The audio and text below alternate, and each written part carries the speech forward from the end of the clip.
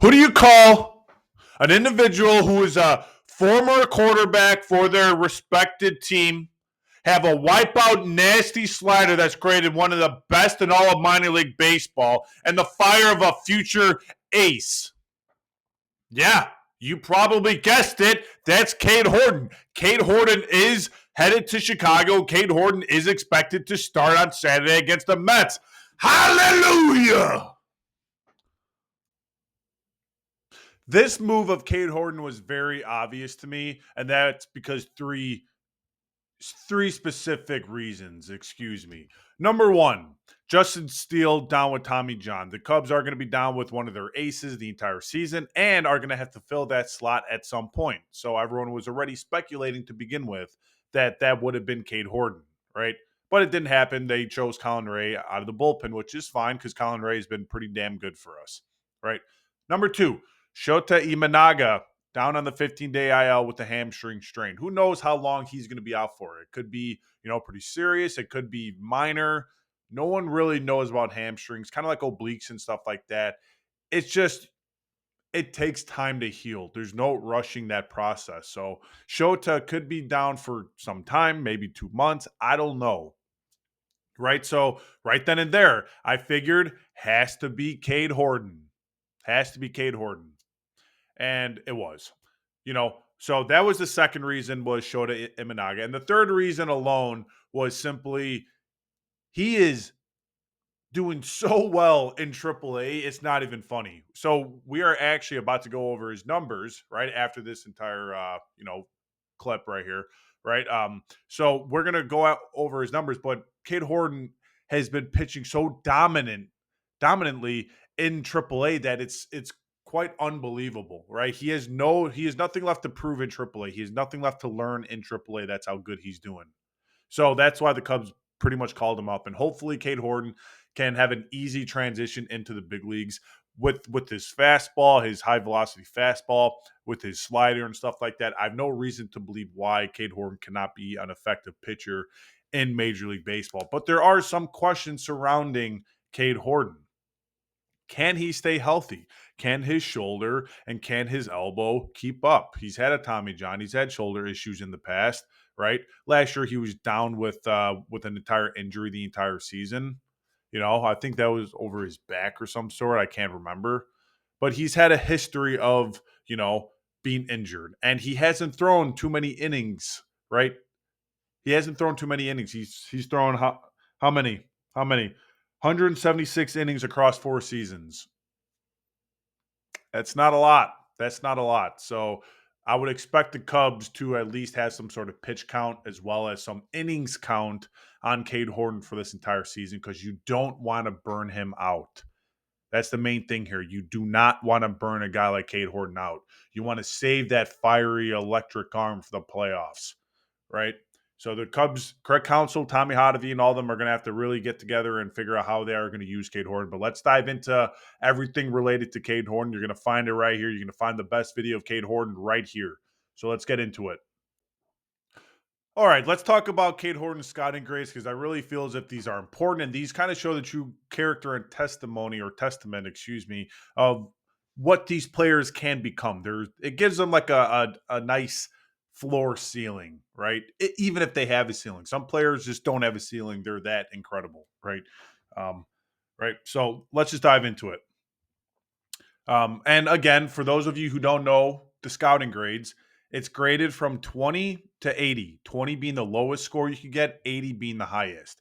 And when I say it is incredibly hard to get an 80 in something or even like a 70, that really means you are a well above average in that specific category. I want to say about a 50, 55 is considered average. 55 might be like, slightly above average, right? All right, so let's dive into it.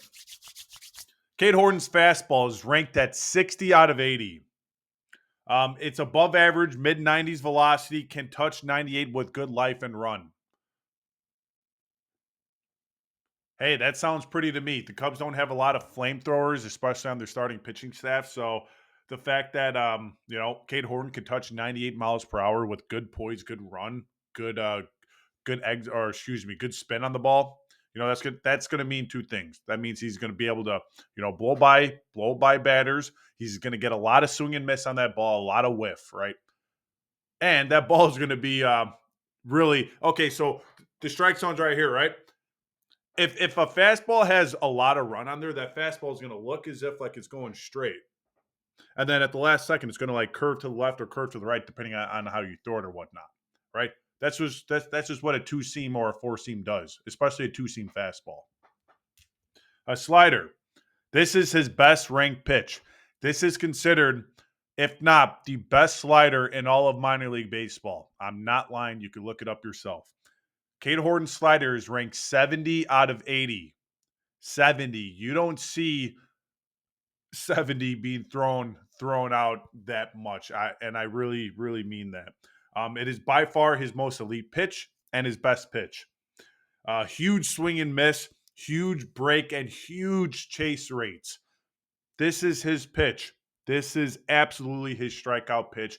And this is what these players are going to go up at the plate looking for. I don't think they're going to be sitting on Cade Horton's fastball. I think they're going to be sitting on that slider and trying to do everything they can to even make contact with that thing.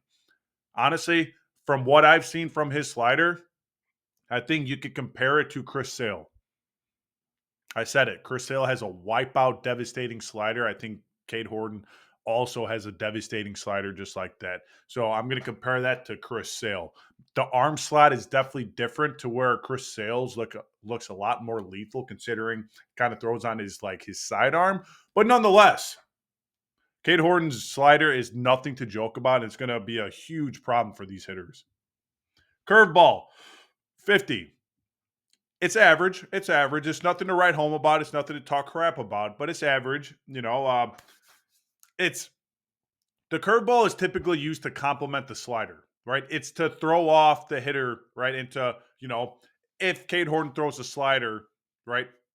You mix in that curveball to really get him off balance and stuff like that. That's kind of what it's used for. It's also meant to make the slider look a whole lot better. So his curveball is average. It's a work in progress, primarily meant for changing speeds and looks to make his fastball as well as the slider more devastating. So that's a work in progress, but still an effective pitch for him. Changeup. This is definitely a work in progress. It's very low ranked, 45 out of 80. No doubt a work in progress. It says fade and misses bats, but truly lacks command. So he has the movement on the changeup, but he just can't really effectively throw strikes with that changeup. So that's going to be a project for Tommy Hotovy. And I really think Tommy Hotovy, our pitching coach, is going to be able to help out Cade Horton. Look at what he's done with Jameson Tyone, Colin Ray. Look at what he's done with Matthew Boyd, how well he's been pitching. Hey, Ben Brown has had some shaky starts, but he's also had some really good starts against some good teams. He's striking out a lot of batters, and I thank Tommy Hotovy for that. I think he's one of the better bright spots about this entire team, or coaching staff, excuse me. Control, 55, above average. That's what you want to see. Obviously, you can't expect him to go out there and be Greg Maddux out there, right? But anytime you have above average command, that's just going to lead to a lot more success because you can majority of the time throw your pitches for strikes and command them where you want them to go. So that is a 55 ranked overall. He can locate his pitches pretty well, like I said. So that's a huge plus for Cade Horton. And his overall 55. His overall is 55. That's kind of, that number is kind of lower than expected because of that changeup as well as that curveball and stuff like that, right? So if you saw those numbers higher, his overall would definitely be higher, potentially in the 60s, which would have been phenomenal. But 55 is still a good number, and I'm going to take it all day, every day. It says he has ace potential, but projects as a number 2 starter. And I've watched a lot of footage on Cade Horton. I've watched a lot of those, his Iowa games on the marquee and all that kind of stuff, and clips on YouTube. And when I tell you this kid has the look, he has the look of an ace. He has the name of an ace. He has the pitches. He has the pitch arsenal. He has the charismatic. He has the athleticism. He was a former quarterback, right? He was also a third baseman. So, like I said, he has a lot of athleticism. He could play the hot corner, right? He could play quarterback. He could be a pitcher. This kid's the real deal. I firmly believe that. But moving on to the next topic. We have discussed this earlier, but I'm just going to bring it back again.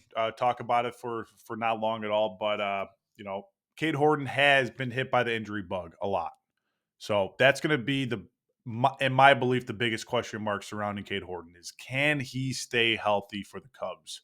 Already an injured pitching rotation, can he stay healthy for the Cubs and give them a good amount of innings? Right? That's I'm not sure if he can or not because he's coming off a Tommy John, he's coming off a shoulder injury, he's coming off a back injury. He hasn't pitched that much in the last 5 seasons or so, or 4 seasons. So Tommy Hotovy and Craig Counsell are really going to have to determine what his workload is going to look like. How many innings does he want Cade Horton to throw? How many innings throughout the entire season are they projected to give Cade Horton?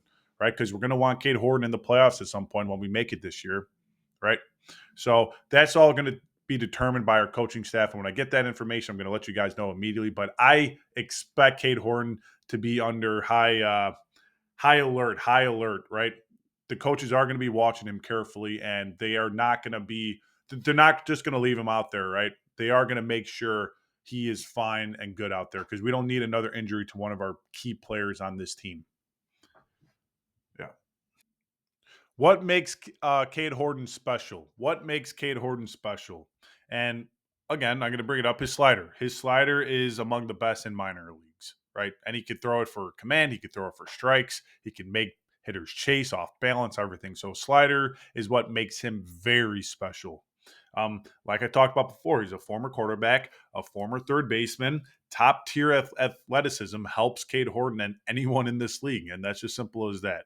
So the fact that he's not out there, running like a vending machine like Chase Claypool. Shout out to Brandon and Joe and Jimmy for that one. But yeah, seriously. And he's a strong competitor. If you see this kid pitch, he's very animated, very fired up. He goes out there and he shows his heart on his sleeve. He really does. He wants to win. He wants that big moment, and that's what is a recipe for a future ace, a guy who wants the ball in those moments, and that's what Cade Horton does. So I'm very excited for Cade Horton. That concludes my episode for Cade Horton. If you guys have any questions surrounding Cade Horton, please drop a like and a comment below. You could also find me on Facebook. That's what I primarily use at the moment. So feel free to, message me on there at the Cubby Perspective on Facebook and all that kind of stuff. But please, I want to get more audience reaction out of you guys.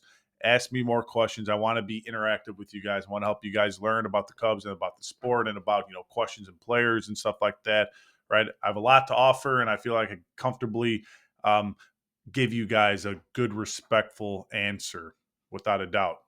Right. But with that being said, I hope you all have a blessed day. Hope you guys have a wonderful weekend. It's beautiful out here in Chicago. I'm going to be enjoying my weekend, that's for sure. And I hope you guys do the same. So, as always, keep the faith, go Cubs, and I am the Cubby Perspective. Have a good one.